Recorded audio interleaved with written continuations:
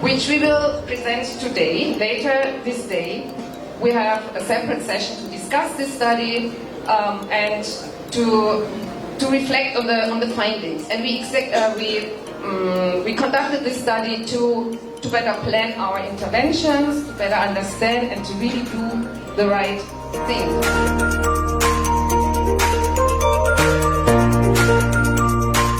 The role of land bank here is to pave the way for farmers to have access to credit. Okay, ang farming man, especially kung kaming high value taas na sa investment requirements. So, our role is to share in the investment. A partner, mahimong makatabang sa pagsusuran sa atong kape, atong kakao, sa bangkang kabilang po sa atong Salamat po nga pag-study aron this week robot pa yun sa product at a very good opportunity where we are all going to explore the opportunities and challenges of financing the agricultural sector in the Philippines. I think this is a timely event and very relevant, as we all know that agriculture is a vital sector that contributes to food security, poverty reduction, and economic growth.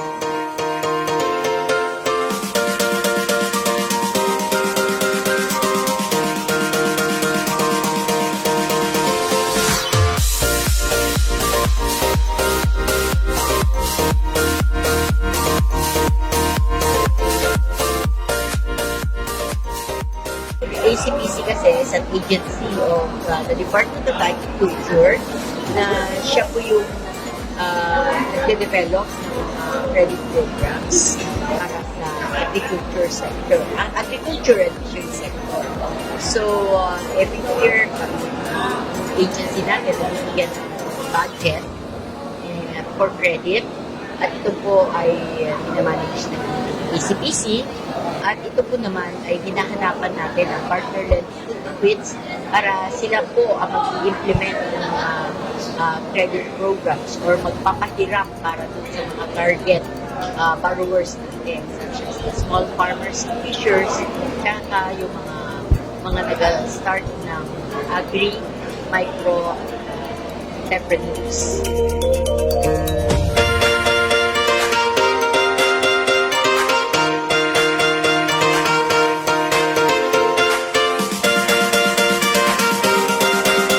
Business na market din.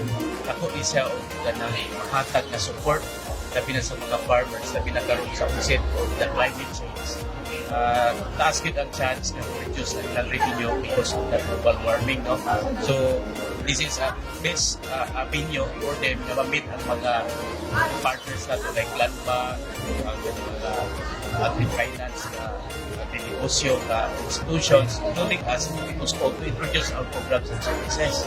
People's Cooperative nagtanaw po sa kayuhan sa ato mga farmers, no?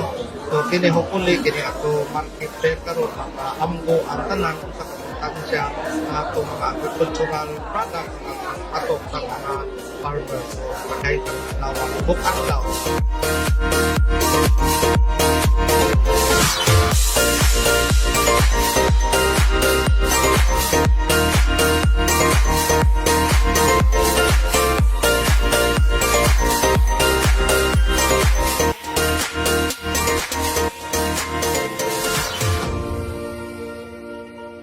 PBSP is here to help the farmers. We would like to alleviate poverty by helping the farmers get technology. We're working with Kennemer Foods Incorporated because we want to help the farmers grow cacao. How efficiently and productively so they can bring them to the value chain process. Because cacao right now has a very big supply gap. And we are helping the farmers two ways. Helping the farmers get income, get the technology, and then be able to sell it at a very good price to the buyer, which is actually Canada.